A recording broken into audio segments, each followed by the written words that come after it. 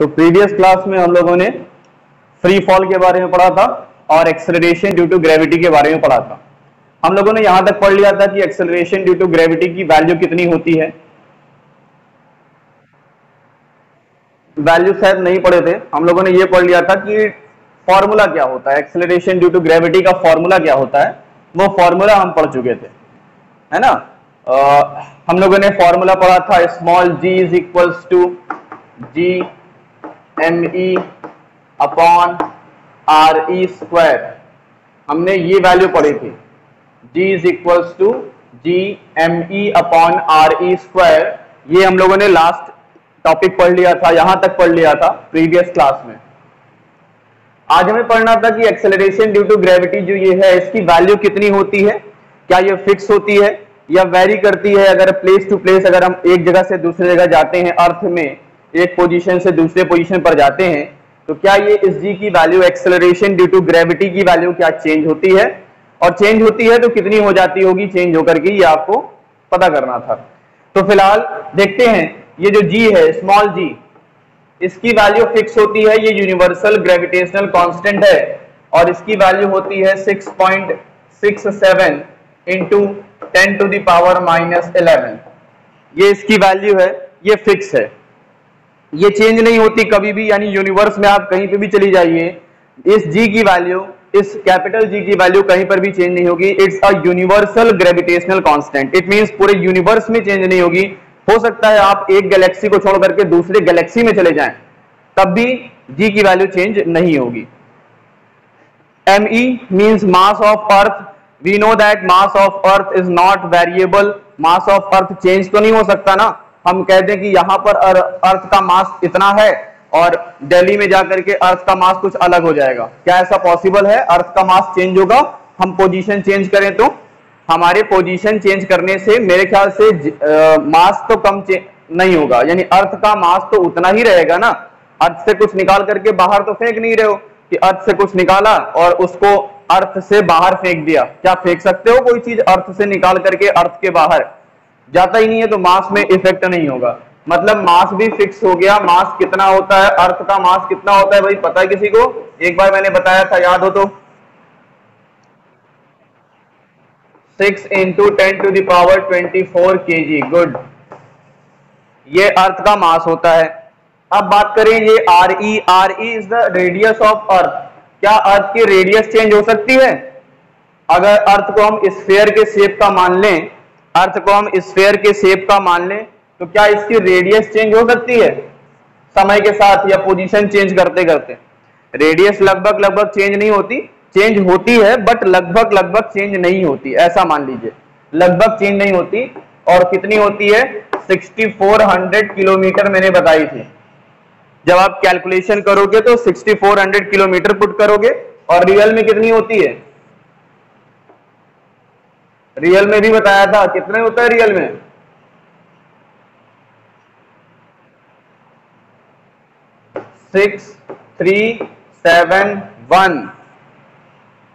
6371 kilometre ये अर्थ की radius है।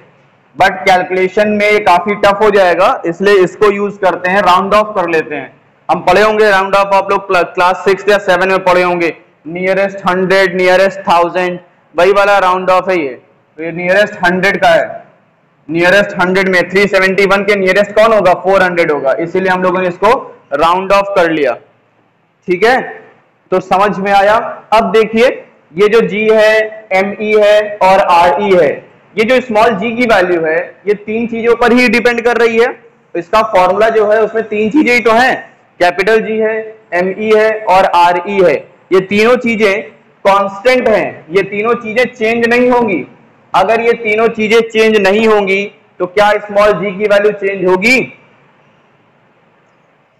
कभी भी चेंज नहीं होगी। अगर सबकी वैल्यू, स्मॉल जी की वैल्यू, ये एम ई की वैल्यू और आर ई की वैल्यू यहां पर पुट करके हम सॉल्व करें, कैलकुलेट करें, तो हमें क्या मिलेगा? जी की वैल्यू मिलेगी 9.81 मीटर पर सेकेंड स्क्वायर। यानी स्मॉल जी की वैल्यू कितनी होती है? 9.81 होती है, 9.81 होती है। हम लोग कैलकुलेशन में जब कैलकुलेशन करेंगे तो हम जी की वैल्यू सिंपली या तो 9.8 पुट करेंगे या फिर जी की वैल्यू 10 पुट करेंगे, क्योंकि 9.8 के लगभग अगर राउंड ऑफ करोगे तो 10 मिलेगा। 9.8 के आसपास कौन मिलेगा? 10 मिलेगा राउंड ऑफ करने पर। तो या तो आप जी की वैल्यू 9.8 पुट करेंगे या फिर जी की वैल्यू क्या पुट करेंगे? 10 पुट करेंगे। अगर जी की वैल्यू दी हुई है, आपको क्वेश्चन में दी रहेगी, तो आप जी की वैल्यू जो भी दिया होगा वो पुट करेंगे। मान लीजिए आपने कैलकुलेशन किया है और आपका जी की वैल्यू पुट करना है, तो आपको ध्यान ये रखना पड़ेगा कि कौन सी ऐसी वैल्यू है जो रखने पर कट सकती है। मान लीजिए आपको कुछ वैल्यू में क्वेश्चंस में 4.9 करके दिया हुआ है, 4.9 करके कुछ दिया हुआ है, कुछ वैल्यू दी गई है, तो 4.9 जो है वो 9.8 को आसानी से काट सकता है, कैंसिल कर सकता है 2 टाइम्स में। 4.9 का डबल होता है 9.8। तो अगर क्वेश्चन में कहीं पर भी 4.9 दिया होगा तो हम जी की वैल्यू 9.8 पुट करेंगे और आसानी से कैलकुलेशन को इजी बनाने की कोशिश करेंगे। कैलकुलेशन को टफ नहीं बनाना है, ठीक है ना, कैलकुलेशन को इजी बनाना है, ध्यान ये रखिएगा। तो अगर जी की वैल्यू जो दी रहेगी वही पुट करिएगा, नहीं दी रहेगी तो आप 9.8 पुट करिएगा। समझ में आया? हाँ,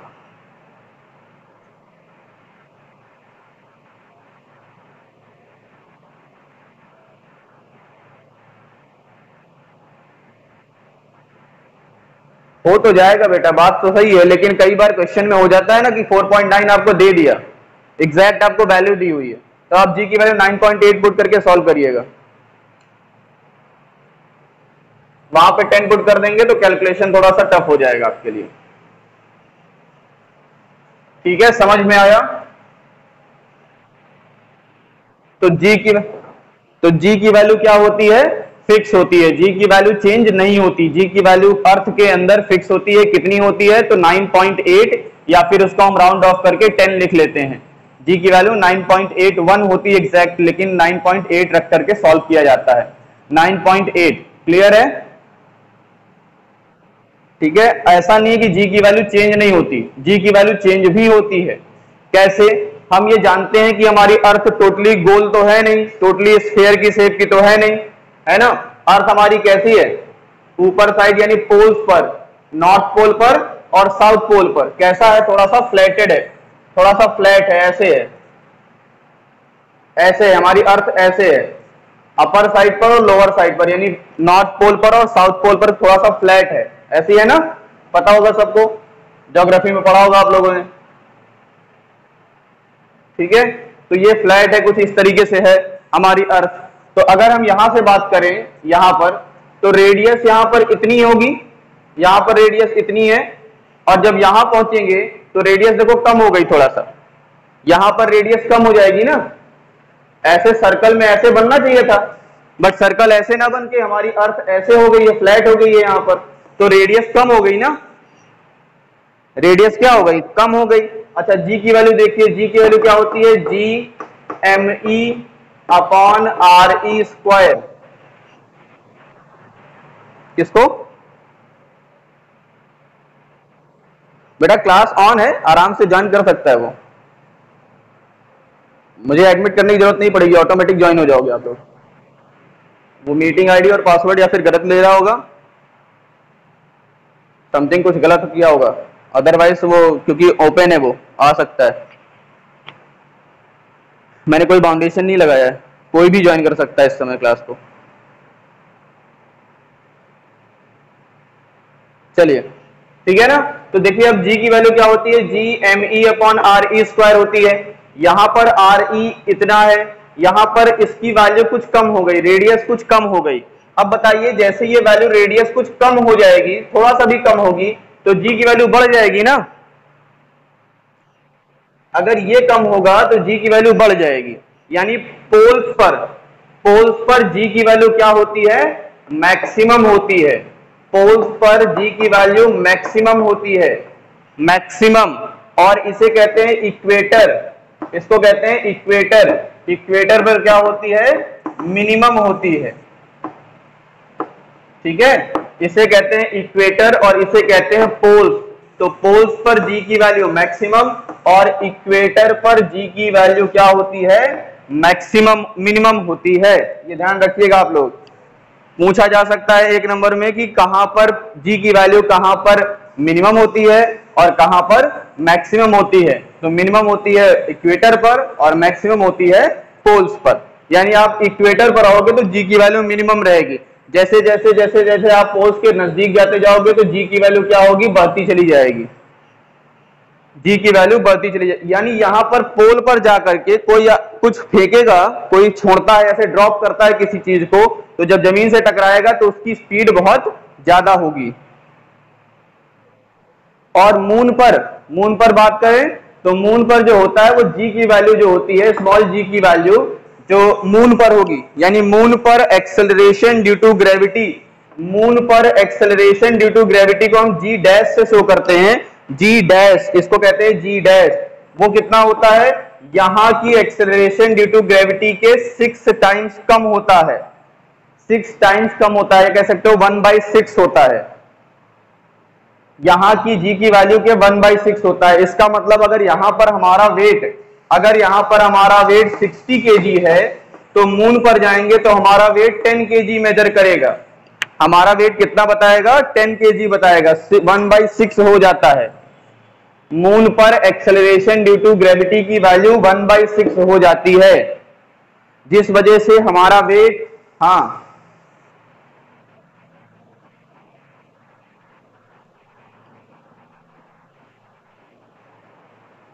ऐसे कैसे हो रहा है। मीटिंग आईडी पासवर्ड सही डाल रहे हैं वो लोग।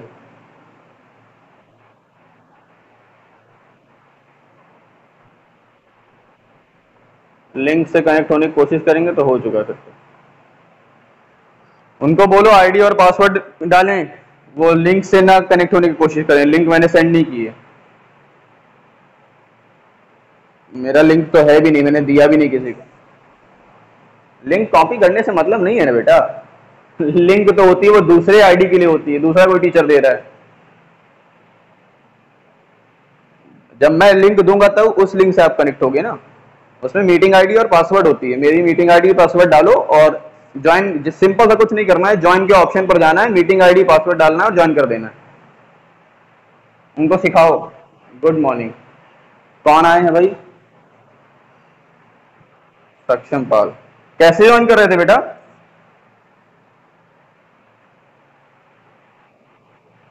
तभी तो, फिर गलत करोगे तो क्या होगा? फिजिक्स की स्पेलिंग नहीं आती क्या? इतना सिंपल सा पासवर्ड है मेरा। चलो समझ में आया। जी डैश यानी एक्सेलरेशन ड्यू टू ग्रेविटी की वैल्यू मून पर कितनी हो जाती है, 1/6। यानी हमारा वेट अगर यहां पर 60 केजी है, अर्थ पर 60 केजी है, तो मून पर जाकर के हमारा वेट कितना हो जाएगा, 10 केजी हो जाएगा। यानी आप वेइंग मशीन लेकर के जाइए, वेइंग मशीन लेकर के जाइए, अर्थ पे खड़े हो जाइए, वेइंग मशीन आपका रीडिंग कितना बताएगा, 60 केजी। वही वेइंग मशीन आप लेकर के कहां चले जाइए, मून पर चले जाइए, वहां पर अपना मास मेजर करेंगे, आपको अपना वेट कितना दिखाई देगा, सिर्फ और सिर्फ 10 केजी के। आपका वेट कम हो जाएगा। तो जिसको ऐसा लग रहा हो कि मेरा वेट बहुत ज्यादा हो गया है, वो जा करके मून पे अपना वेट कम करे, उसको प्रोत्साहन मिलेगा। ठीक है, समझ में आया। अब चलिए एक्सेलरेशन ड्यू टू ग्रेविटी यानी क्या होगा, equation of motion under gravity. Gravity के अंदर में जब हम ऊपर से नीचे किसी ऑब्जेक्ट को फेंकते हैं या नीचे से ऊपर किसी ऑब्जेक्ट को फेंकते हैं तो क्या हो जाता है, कौन सा इक्वेशन ऑफ मोशन लगेगा, इक्वेशन ऑफ मोशन में क्या चेंजेस हो जाएंगे। तो भाई equation of motion under gravity, अब हम पढ़ेंगे equations of motion under gravity. तो ग्रेविटी के रिकॉर्डिंग यानी ग्रेविटी के अकॉर्डिंग, सॉरी रिकॉर्डिंग नहीं, ग्रेविटी के अकॉर्डिंग इक्वेशंस ऑफ मोशन क्या होंगे, ग्रेविटी के अकॉर्डिंग इक्वेशंस ऑफ मोशन क्या होंगे। तो हम लोगों ने पढ़ रखा है इक्वेशन ऑफ मोशन कितने होते हैं भाई, 3 होते हैं। तो v is equals to u plus a t होता है, s is equals to u t plus half a t square होता है, और तीसरा इक्वेशन होता है v square equals to u square plus 2as। आप सभी इक्वेशंस में देख लीजिए एक चीज कॉमन है, सभी इक्वेशन में एक चीज मौजूद है, वो है एक्सेलरेशन। यहां पर भी एक्सेलरेशन, यहां पर भी एक्सेलरेशन और यहां पर भी एक्सेलरेशन, यानी तीनों इक्वेशन में, सभी इक्वेशन में हो सकता है एक चीज मिसिंग हो, जैसे पहले इक्वेशन में डिस्टेंस नहीं है, दूसरे इक्वेशन में फाइनल वेलोसिटी नहीं है, तीसरे इक्वेशन में टाइम नहीं है।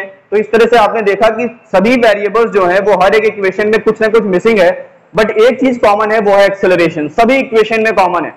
ठीक है, तो एक्सेलरेशन अब यहां पर अंडर ग्रेविटी, अगर ग्रेविटी के अंडर में बात करेंगे आप, यानी ऊपर या फिर नीचे, ऊपर नीचे से मतलब ऐसा नहीं है कि आप किसी एंगल पर फेंक रहे हो, अगर आप वर्टिकली अपवर्ड या फिर वर्टिकली डाउनवर्ड आ रहे हैं, वर्टिकली का मतलब है आप सीधे जिस पोजीशन पर खड़े हैं यहीं से 90 डिग्री ऊपर किसी चीज को फेंक रहे हैं, या आप किसी ऑब्जेक्ट को ड्रॉप कर रहे हैं तो सीधे तो आएगा ना, परपेंडिकुलर आएगा ना, ऐसा थोड़ी ना कि हिलते डुलते आएगा डांस करते हुए, सीधे आएगा ना।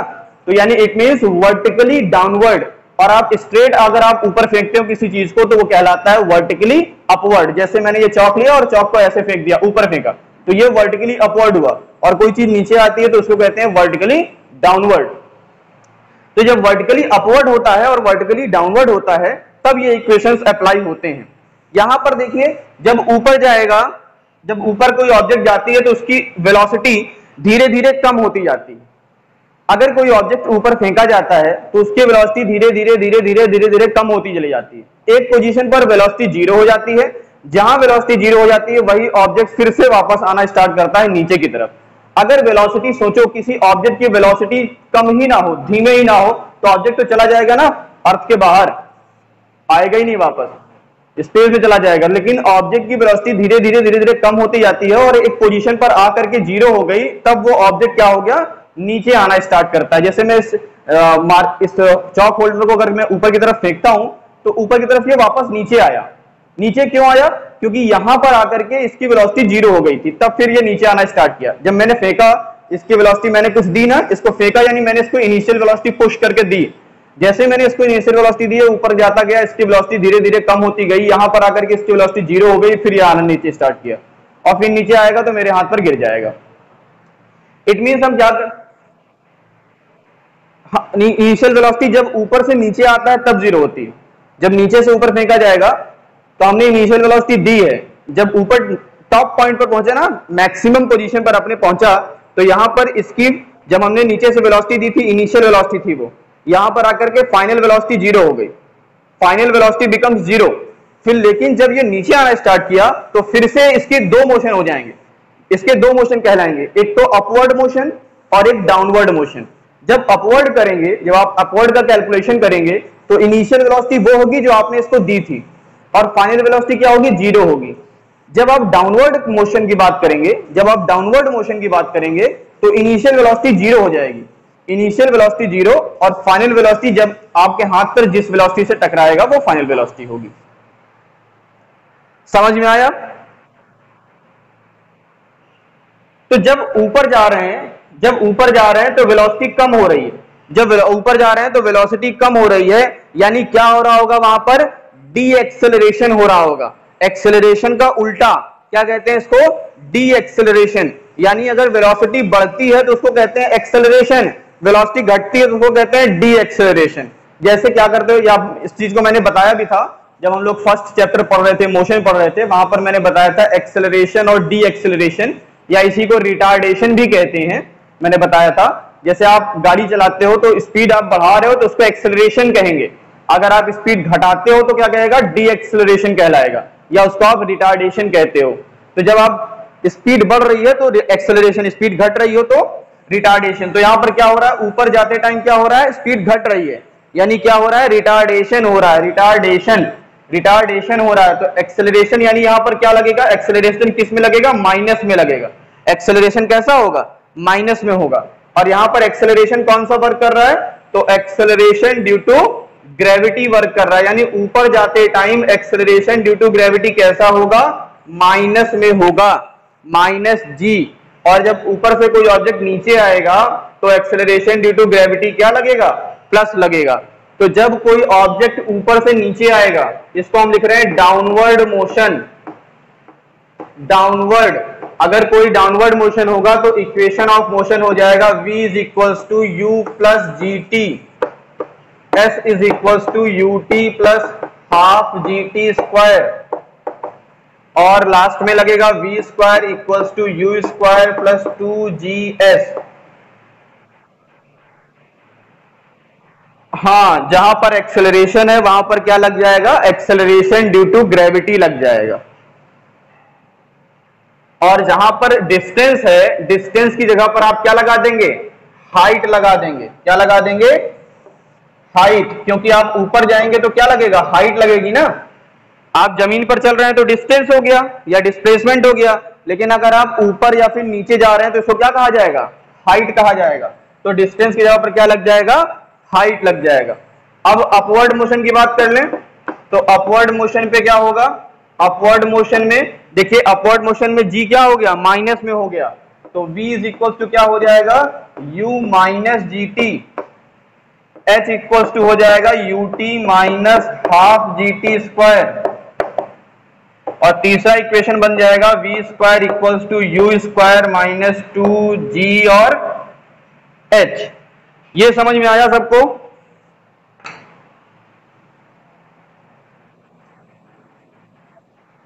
नेटवर्क प्रॉब्लम समझ में आ गया, कोई दिक्कत किसी को, चलिए क्या दिक्कत है,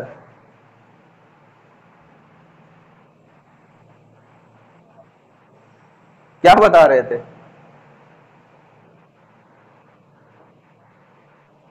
equation of motion v is equal to u plus g t. ऊपर से नीचे आएंगे तो डाउनवर्ड मोशन में क्या हो जाएगा, g की वैल्यू पॉजिटिव होगी, और एक्सेलरेशन की जगह पर क्या लग जाएगा, एक्सेलरेशन ड्यू टू ग्रेविटी। यहां पर भी देखो a की जगह पर g लग गया, यहां पर भी a की जगह पर क्या लग गया, g लग गया। लेकिन जब ऊपर से नीचे से ऊपर आएंगे, नीचे से ऊपर यानी माइनस जी, तो यहां पर क्या हो जाएगा, v is equal to u minus g t हो जाएगा, h is equal to u t minus half g t square हो जाएगा, और v square equal to u square minus 2gh हो जाएगा। ठीक है, किसी को कोई समस्या है अभी? यस सर, चलो बढ़िया। तो इस चैप्टर में और कुछ है भी नहीं बताने के लिए। आपको मैंने ग्रेविटेशन बता दिया, ग्रेविटेशन से रिलेटेड क्वेश्चंस कभी नहीं बताए हैं, न्यूमेरिकल्स बचे हुए हैं अभी, और ये डेरिवेशंस बता दिए गए, एक्सेलरेशन ड्यू टू ग्रेविटी बता दी गई। अब कुछ बचा है?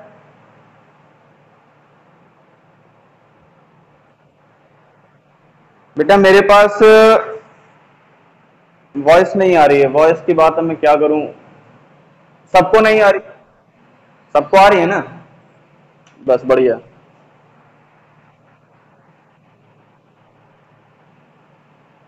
अच्छा ये बताइए, छोड़िए आवाज जो भी आ रही है।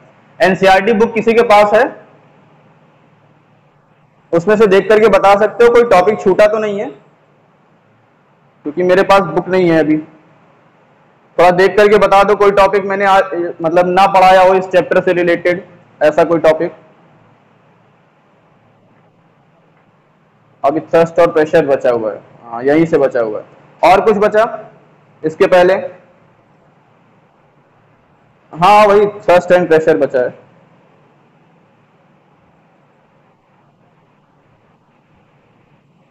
हाँ हाँ, उसके आगे के टॉपिक अभी बहुत बचे हैं, उसके आगे के टॉपिक है, इसके पहले के टॉपिक में पूछ रहा हूँ।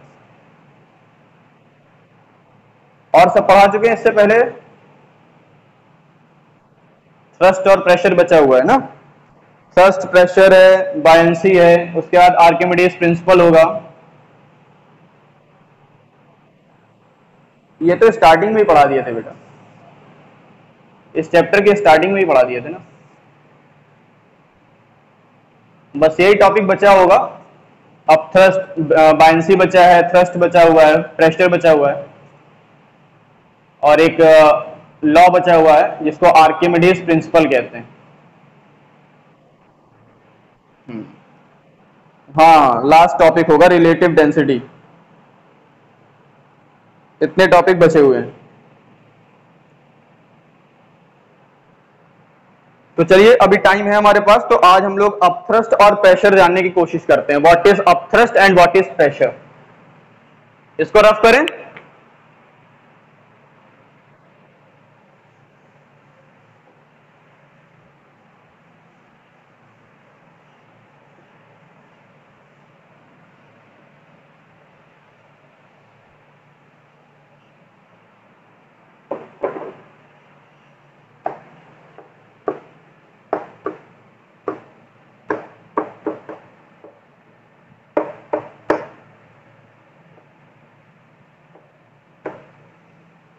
कुछ नए बच्चे ज्वाइन हुए हैं, कुछ लोग नए एडमिशन हुए हैं, 9th क्लास में नए एडमिशन हुए हैं, कुछ लोग नए बच्चे भी हैं।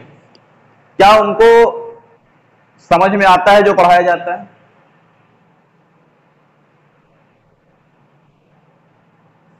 किसी किसी ने नो कहा अभी।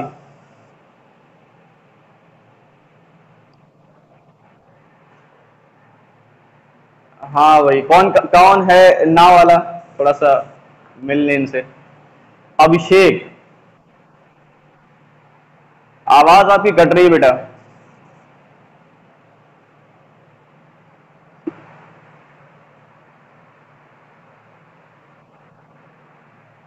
इनकी आवाज कट रही है क्या? हाँ हाँ, अभिषेक, अभिषेक नाम है उनका, सुन लिया मैंने, अभिषेक नाम है, लेकिन प्रॉब्लम क्या है, क्या नहीं समझ में आता?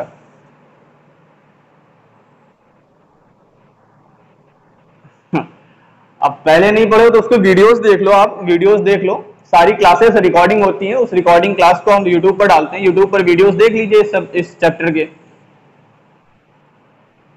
हाँ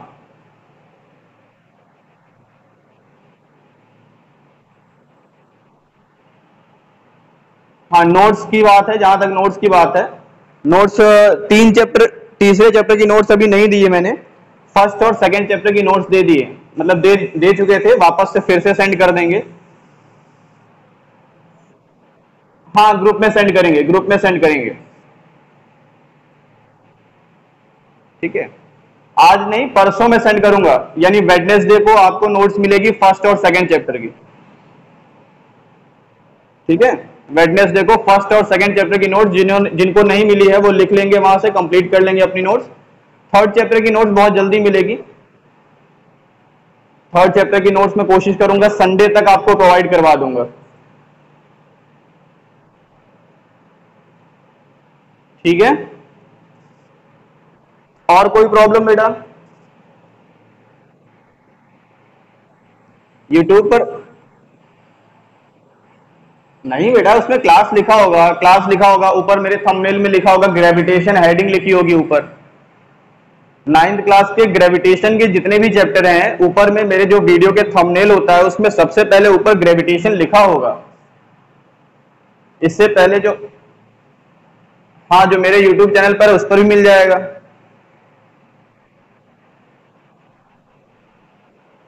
मेरे यूट्यूब चैनल का नाम है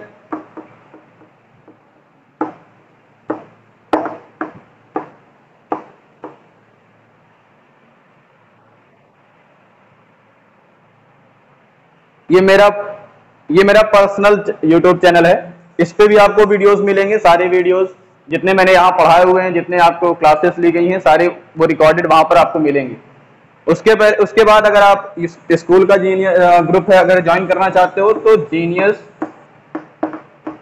पब्लिक स्कूल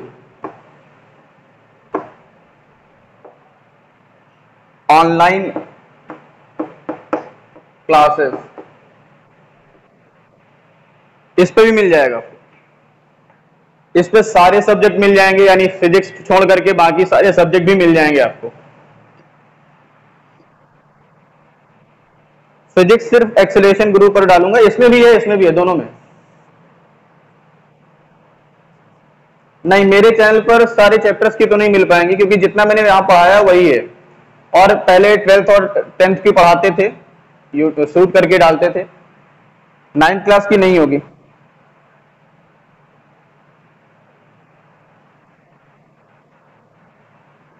एनसीईआरटी और रेफरेंस की जीआरबी पब्लिकेशन। अगर आप रेफरेंस पढ़ना चाहते हो तो जीआरबी पब्लिकेशंस, और अगर एनसीईआरटी से पढ़ो, वैसे मैं बेस एनसीईआरटी बना करके चलता हूं, एनसीईआरटी के सारे टॉपिक्स कवर करता हूं, उसके बाद अगर एक्स्ट्रा कुछ पढ़ाना होता है तो वो फिर जीआरबी या फिर एक्स्ट्रा कोई भी बुक से मैं पढ़ा सकता हूं। मैं कोई भरोसा नहीं यार, अधिकतर मैं बुक्स यूज नहीं करता। बुक्स की इसलिए यूज करता हूं सिर्फ हेडिंग जानने के लिए, हेडिंग समझने के लिए मुझे हेडिंग चाहिए होती है। हेडिंग मिल जाए उसके बाद फिर मुझे बुक्स की जरूरत नहीं है। वैसे भी आप लोग नहीं देखे हो अभी तक पढ़ते हुए पढ़ाते हुए, पुराने जो बच्चे हैं उनसे पूछिएगा। नोट्स किसी बुक से नहीं होगी, नोट्स किसी बुक से नहीं मिलेगी आपको। नोट्स शब्द रहेगी वो मेरे खुद की लैंग्वेज रहेगी। क्या नहीं है? तो नोट्स में दे दूंगा ना, बोला तो वेडनेसडे को आप लोगों को नोट्स मिल जाएगी फर्स्ट और सेकंड चैप्टर की। वेबसाइट पर भी है, जीनियस पब्लिक स्कूल के नाम से वेबसाइट है, उस वेबसाइट पर चले जाइए, वेबसाइट पर नोट्स आपको मिल जाएंगी। वेबसाइट पर दोनों चैप्टर की नोट्स पड़ी हुई है, ठीक है। तो फिलहाल टाइम भी हो रहा है मेरे ख्याल से, अब थ्रस्ट और प्रेशर नहीं पढ़ाने दिए आप लोग, थोड़ा सा प्रचार प्रसार हो गया, वो भी जरूरी था। चलिए कोई बात नहीं, नेक्स्ट क्लास में हम लोग अपथ्रस्ट प्रेशर के बारे में पढ़ेंगे, बायंसी पढ़ेंगे और उसके बारे में डिस्कस करेंगे। तो कुछ रियल लाइफ के एग्जांपल्स लेंगे, रियल लाइफ में जो एग्जांपल्स होते हैं अपथ्रस्ट और प्रेशर से रिलेटेड, बायंसी से रिलेटेड, उनके एग्जांपल्स आपको बताएंगे। शायद समझ में आ जाएगा तो मजा आ जाएगा। फिजिक्स तो सब कुछ आसपास ही है, बता चुका कई बार, है ना। एक पुराना सा डायलॉग है, if you feel the physics you will, yes, अगर फील करोगे तो उससे प्यार हो जाएगा, और फील नहीं करोगे तो नफरत तो है ही पहले से ही। लेकिन फिजिक्स मजेदार टॉपिक है, मजेदार सिलेबस वो है, सब्जेक्ट है, पढ़ोगे तो मजा आ जाएगा, नहीं पढ़ोगे तो फिर तो और मजा आता है। चलिए आज की क्लास ओवर करें, समझ में आई आज की क्लास। नेक्स्ट क्लास में लोग पढ़ेंगे थ्रस्ट और प्रेशर के बारे में। Okay okay.